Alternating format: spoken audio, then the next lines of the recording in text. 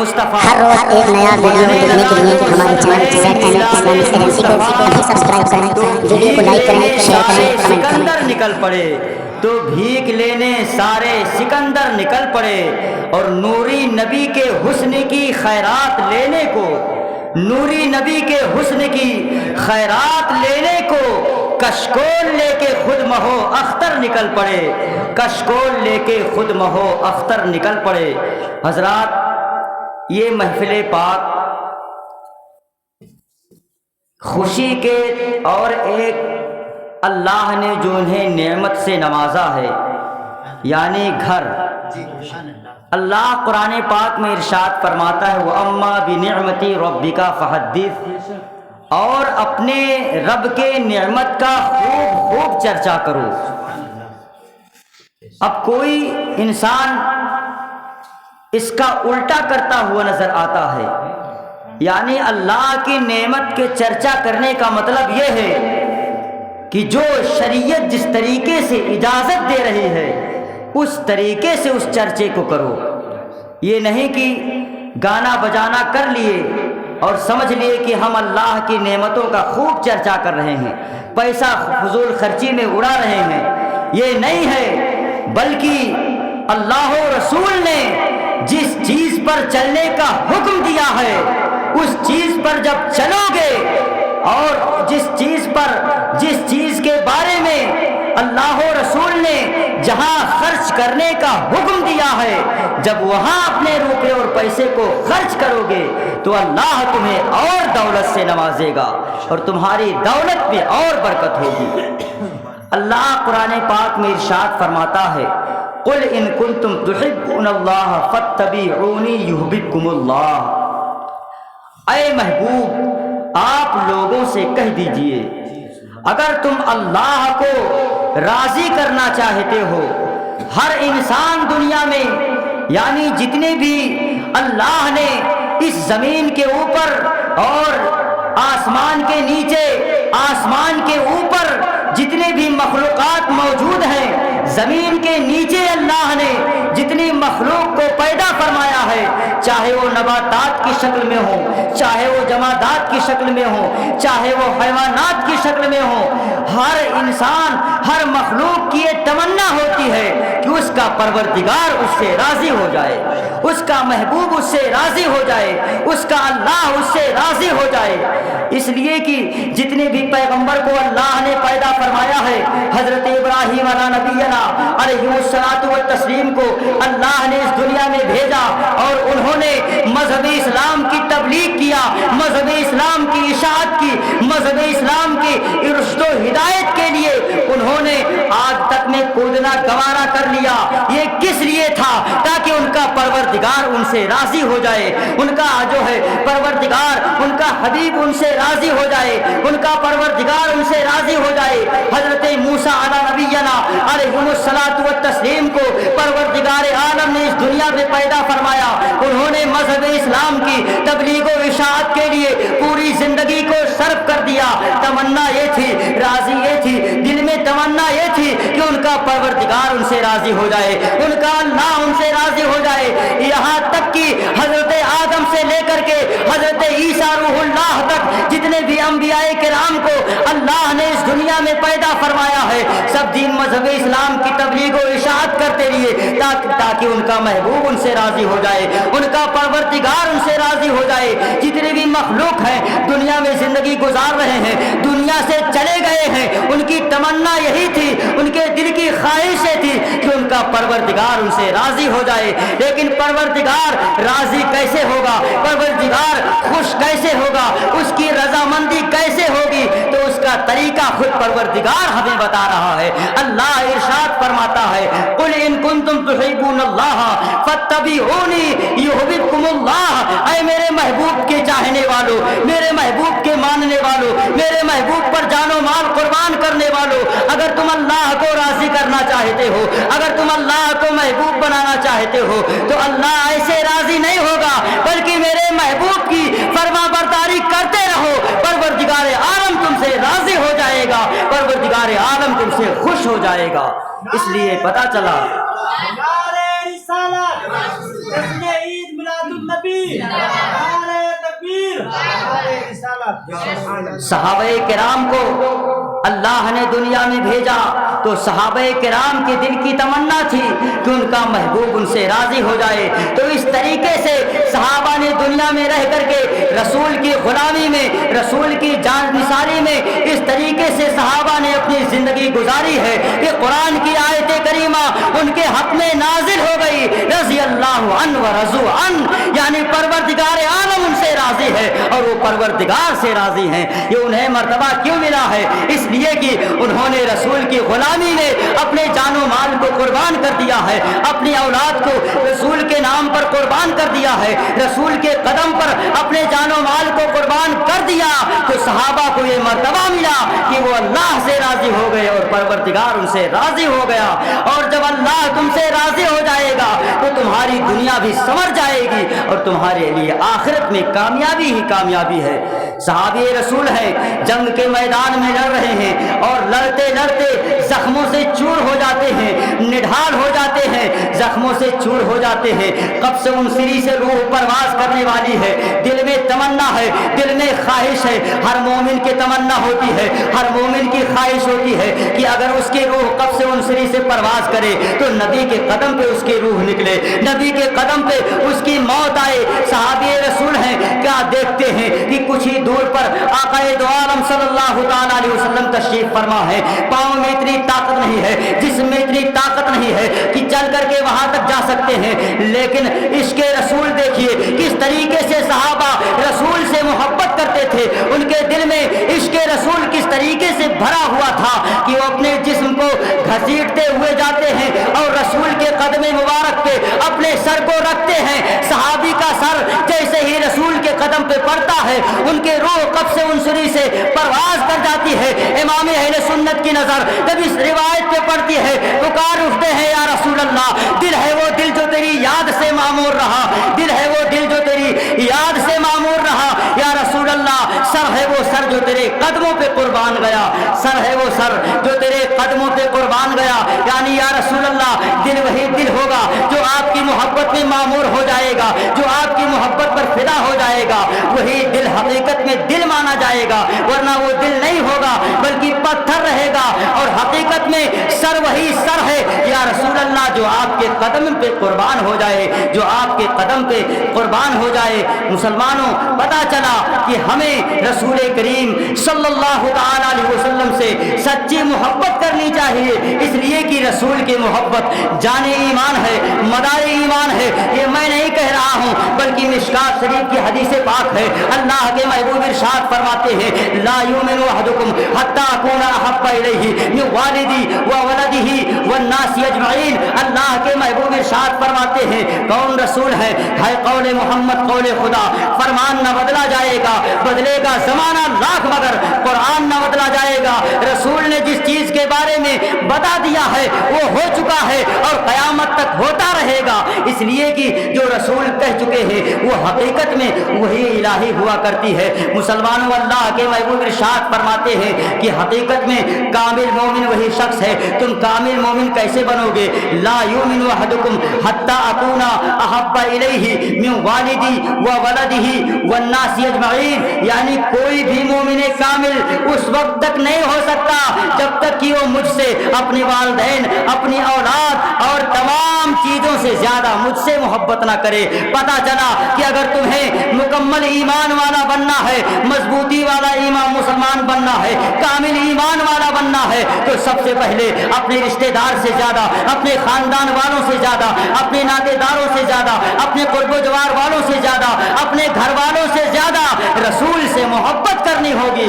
اس لیے کہ رسول کی محبت جان ایمان ہے، رسول کی محبت مدار ایمان ہے. اور جب رسول کی محبت تمہارے دل میں بڑھ جائے گی تو تمہاری دنیا بھی سنور جائے گی، تمہارا آخرت بھی سنورتا ہوا نظر آئے گا. اور جس کے دل میں رسول کی محبت نہیں ہے، چاہے وہ نماز پڑھے، چاہے وہ روزہ رکھے، چاہے وہ حج کرے، چاہے وہ زکات دے، اس کی عبادتیں اس کے منہ پہ مار دی جائیں گی. اس لیے کہ یہ قرآن کہہ رہا ہے، عامل आमिलतुन नासिबतुन तस्ला नारन हामिया, अमले करेंगे, मशक्कतें झेलेंगे और बदला क्या होगा, भड़कती आग में जाएंगे। किन लोगों के बारे में कुरान का इरशाद है? कुरान उन लोगों के बारे में फरमा रहा है जो नमाज पढ़ रहे हैं, दिल में रसूल की मोहब्बत नहीं है, रोजा रख रहे हैं, दिल में रसूल की मोहब्बत नहीं है, हज कर रहे हैं, दिल में रसूल की मोहब्बत नहीं है, ज़कात दे रहे हैं, दिल में रसूल की मोहब्बत नहीं है, सदका और खैरात कर रहे हैं, दिल में रसूल की मोहब्बत नहीं है, तो चाहे जितनी इबादतें कर लो, तुम्हारे लिए कुरान का इरशाद है कि अगर रसूल की मोहब्बत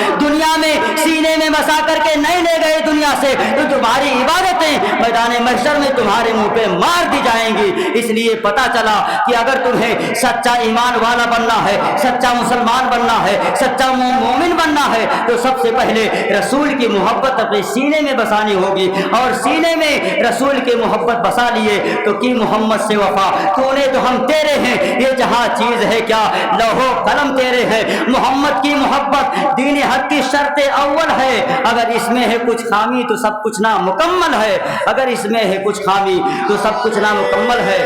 तकबीर, नारे रिसालत, मसलके आला हज़रत, उलमाए अहले सुन्नत, अल्लामा शहादत हुसैन साहब क़िबला। पता चला हमें दुनिया में अगर ज़िंदगी गुजारनी है, सही तरीके से शरीयत मुतहरा पर अमल करना है, तो सबसे पहले जो नबी, उस नबी से आप मोहब्बत कीजिए जो नबी पैदा होती ही हम गुलामों को याद कर रहा है।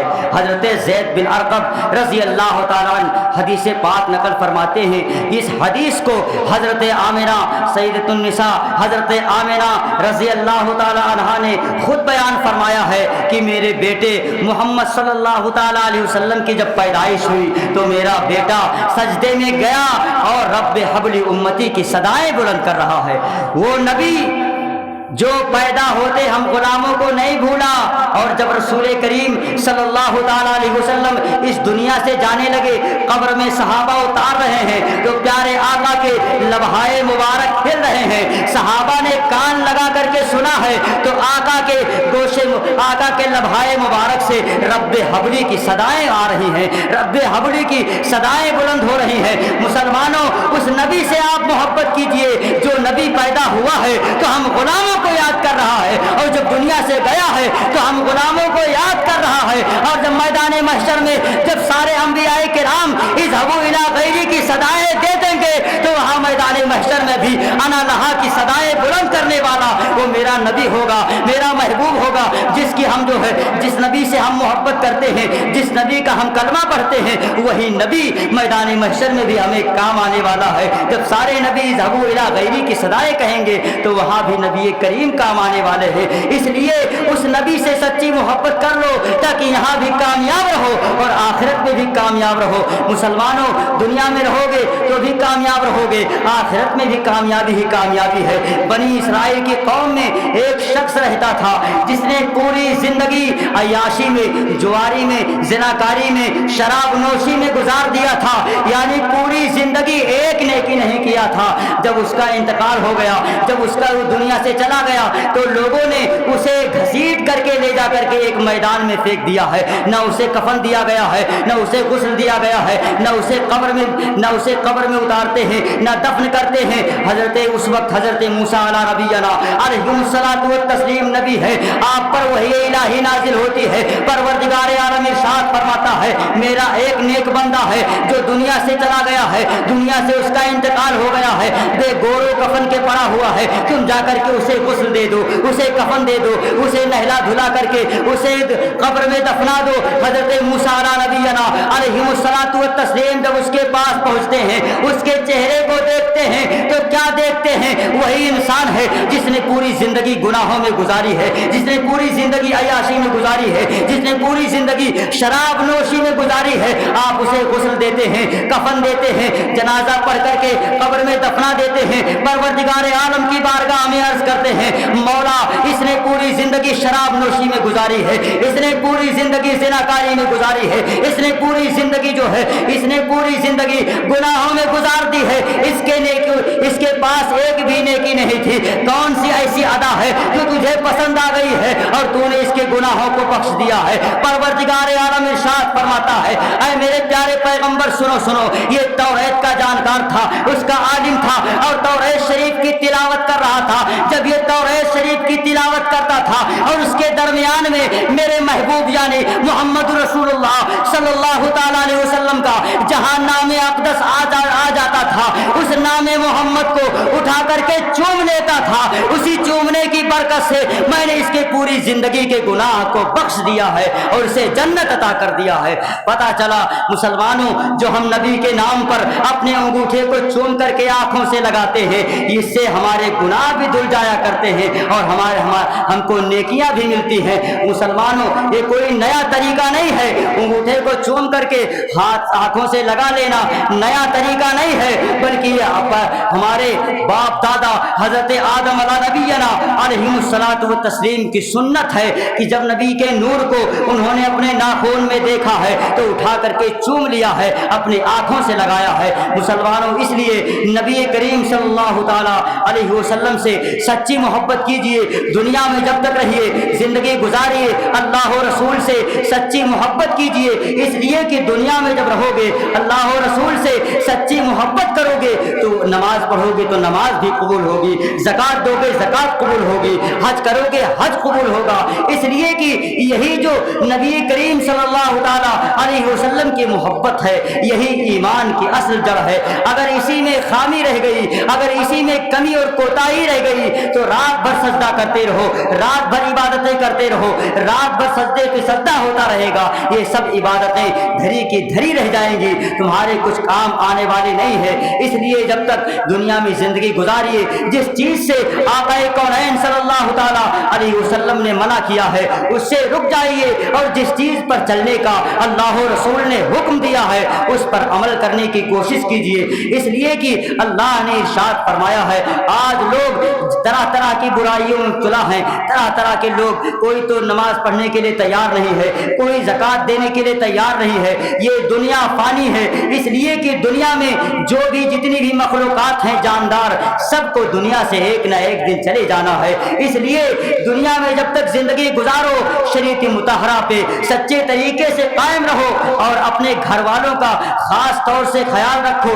इसलिए कि जितने भी पैगंबर दुनिया में तशरीफ लाए हैं उन्होंने सबसे पहले मजहब इस्लाम की तबलीग अपने घर से किया है, अपने घर से किया है। अल्लाह इरशाद फरमाता है, तू अनफुसकुम व अहलीकुम नारा वक़ूदुहन नास वल हिजारा, यानी अपने अहलो अयाल को, अपने घर वालों को, अपने रिश्तेदारों को, अपने चाहने वालों को, अपने मानने वालों को, अपने गांव वालों को उस आग से हिफाजत करो जिसके ईंधन आदमी और पत्थर हैं, यानी जहन्नम से। ये तुम्हारी जिम्मेदारी है। जो घर का लीडर है, जो घर का चलाने वाला है, उसकी खास तौर से जिम्मेदारी होती है कि उसकी लड़कियां जा रही हैं, उसके सर पर दुपट्टा है कि नहीं है, उसके सरों पर दुपट्टा है कि नहीं है, उसका दुपट्टा गले में तो नहीं लटका हुआ है। ये आपकी जिम्मेदारी बनती है कि आप अपने घर का खास तौर से ख्याल रखें। इसलिए कि अगर यहाँ जिम्मेदारी नहीं रह गई, अगर यहाँ जिम्मेदारी से भटक गए तो कल मैदान महशर में परवरदिगार आलम के सामने तुम्हें हिसाब देना है। वहां खड़े होकर के तुम्हें हिसाब देना पड़ेगा कि तुम जो है रहबर थे, तुम लीडर थे, तुम घर को चलाने वाले थे, लेकिन तुमने अपने अहलो अयाल को बर्बाद कर दिया है। तुम अगर चाहते तो तुम्हारी अहलो अयाल खराब नहीं होती। इसलिए दुनिया में जिंदगी गुजारिए तो शरीयत मुतहरा पे सच्चे तरीके से कायम और दायम रहो। एक रिवायत बता करके तकरीर को खत्म कर दूंगा। हजरत इब्राहिम बिन अदहम अलैहि रहमतुर रिजवान है, अल्लाह के मुकद्दस वली है। एक मालदार शख्स आपकी दावत ले लेता है और दावत लेने के बाद में जब वो दावत लेने के लिए जाता है, हजरत इब्राहिम बिन अदहम अलैहि रहमतुर रिजवान है, इरशाद फरमाते हैं, वो इंसान कहता है कि आपकी हमारे घर पे दावत है। आपने इरशाद फरमाया हमारी 3 शर्तें हैं, अगर तीनों शर्तें तुम्हें मंजूर है तो मैं तुम्हारे घर दावत खाने के लिए आऊंगा। मैं तुम्हारे घर दावत کھانے کے لیے آؤں گا، وہ انسان سوچ میں پڑ جاتا ہے کہ اللہ کے ولی ہے، سادہ کھانا کھائیں گے، سمپل طریقے سے واپس چلے آئیں گے، لیکن مسلمانوں وہ کیا 3 شرطیں لگاتے ہیں۔ آپ نے ارشاد فرمایا ہے میں جہاں چاہوں گا وہیں بیٹھوں گا، اس لیے تم مجھے اگر میں جہاں بیٹھ جاؤں گا تو اٹھانے کی کوشش نہ کرنا۔ دوسری چیز یہ ہے کہ میں جو چاہوں گا وہی کھاؤں گا، اور تیسری شرط وہاں آ کر کے بتاؤں گا۔ حضرت ابراہیم بن ادہم علیہ رحمت الرضوان اس کی دعوت کو قبول فرما لیتے ہیں، اور جو شخص جا کر کے پورے شہر میں ڈنکا دلوا دیتا ہے کہ ایک اللہ کا ولی میرے گھر پہ دعوت کھانے کے لیے آ رہا ہے، طرح طرح کے لوگ دور زکدوق آ رہے ہیں اور اس کے گھر پہ پہنچ رہے ہیں۔ حضرت ابراہیم بن ادہم علیہ رحمت الرضوان جب اس کے گھر پہ پہنچتے ہیں تو جہاں لوگ جوتا اور چپل اتارا کرتے تھے آپ جا کر کے وہیں بیٹھ جایا کرتے ہیں، کیونکہ شرط لگی ہوئی تھی کہ میں جہاں چاہوں گا وہیں بیٹھوں گا، اس لیے وہ اٹھا نہیں سکتا تھا۔ اب جب کھانے کی باری آتی ہے دسترخوان لگا دیا جاتا ہے، طرح طرح کے میوے لگے ہوئے ہیں، طرح طرح کے کھانے لگے ہوئے ہیں، لوگ کھاتے جا رہے ہیں، لیکن اللہ کا ولی اپنی جھولی سے سوکھی روٹی نکالتا ہے اور اسے آپ آدھی روٹی کھا لیتے ہیں، اس کے بعد میں بیٹھ جاتے ہیں۔ جب سارے لوگ کھانے سے فارغ ہو جاتے ہیں حضرت ابراہیم بن ادہم علیہ رحمت الرضوان ارشاد فرماتے ہیں میری تیسری شرط یہ ہے کہ یہاں آگ کو روشن کیا جائے۔ آگ روشن کر دیا جاتا ہے، اس پر توا رکھا جاتا ہے، توا جب گرم ہو کر کے گرم ہو جاتا ہے حضرت ابراہیم بن ادہم علیہ رحمت الرضوان ننگے پاؤں اسی توے پر کھڑے ہو جاتے ہیں اور ارشاد فرماتے ہیں پورے مجمع میں کون ہے جو اس توے پر کھڑے ہو کر کے آج کے کھانے کا حساب دے دے۔ اتنا سوچنا تھا کہ سارے مجمع پہ سناٹا طاری ہو جاتا ہے، سارا مجمع خاموش ہو جاتا ہے۔ حضرت ابراہیم بن ادہم علیہ رحمت الرضوان ارشاد فرماتے ہیں اے لوگوں تمہیں معلوم نہیں ہے یہاں ایک دن کے کھانے کا حساب وہ بھی دنیاوی آگ پر کھڑے ہو کر نہیں دے سکتے ہو تو پروردگار کے سامنے تپتے ہوئے زمین پر کھڑے ہو کر کے وہاں جب تک زمین تانبے کی ہوگی اس پر کھڑے ہو کر کے پوری زندگی کا حساب دینا ہوگا تو کیسے دو گے؟ پورا سن مجمع رونے لگتا ہے اور اپنے گناہوں سے توبہ کرنے لگتے ہیں۔ کہنے کا مقصد یہ ہے مسلمانوں اس لیے کہ دنیا میں جب تک ہو توبہ کا دروازہ کھلا ہے، گناہوں سے توبہ کر لو، اس لیے کہ دنیا فانی ہے، کسی نہ کسی دن اس دنیا سے ہمیں اور آپ کو چلے جانا ہے۔ لیکن لوگ آج عیاشی مبتلا ہیں، لوگ آج جو ہے جوا کاری میں شراب نوشی میں مسلمانوں کی تعداد شراب نوشی میں بڑھتی جا رہی ہے۔ یہ مسلمان کا یہ شعار نہیں ہے کہ وہ شراب نوشی کرے، مسلمان کا یہ شعار نہیں ہے کہ وہ ناچ اور گانے کی طرف جائے، بلکہ مسلمان وہ ہے کہ جس کے چہرے کو دیکھ کر کے دوسری قومیں ایمان لے آتی تھی۔ اگر وہ مسلمان دوسری طرف سے گزر جاتا تھا تو لوگ دور سے پہچان لیتے تھے کہ وہ کوئی اور نہیں ہے بلکہ مصطفیٰ کا چاہنے والا ہے، مصطفیٰ کا ماننے والا آ رہا ہے۔ ایسے اپنے چہرے کو بناؤ، اپنے چہرے کو اس طریقے سے بناؤ کہ جب دنیا تمہیں دیکھ لے کہ یہ کسی اور کا کسی دنیا دار کا چاہنے والا نہیں ہے بلکہ احمد مختار کا چاہنے والا ہے، احمد مختار کا چاہنے اور ماننے والا ہے۔ اس لیے اپنی دنیا کو سنوارو، اس لیے کہ دنیا میں زندگی گزار رہے ہو، عیش و عشرت اللہ نے کافروں کے لیے رکھی ہے، اس لیے کہ حدیث پاک میں ہے الدنیا سجن للمومنین و جنت للکافرین، دنیا مومن کے لیے قید خانہ ہے، یہاں مصیبتیں ہیں، یہاں اگر مصیبتیں برداشت کر لو گے تو محشر میں آپ کے لیے جنت کی اللہ نے آشائش رکھی ہے، آرام کو رکھا ہے۔ کسی اور کے لیے اللہ نے جنت کو نہیں بنایا ہے بلکہ مسلمانوں کے لیے بنایا ہے، مومنین کے لیے بنایا ہے۔ یہاں تکلیفیں جھیل لو تو وہاں کامیابی ہے، یہاں آرام نہیں ہے آپ کے لیے آخرت میں کامیابی ہے۔ پروردگار عالم کی بارگاہ میں دعا ہے مولا کریم ہم سب کو شریعت مطہرہ پہ سچے طریقے سے قائم و دائم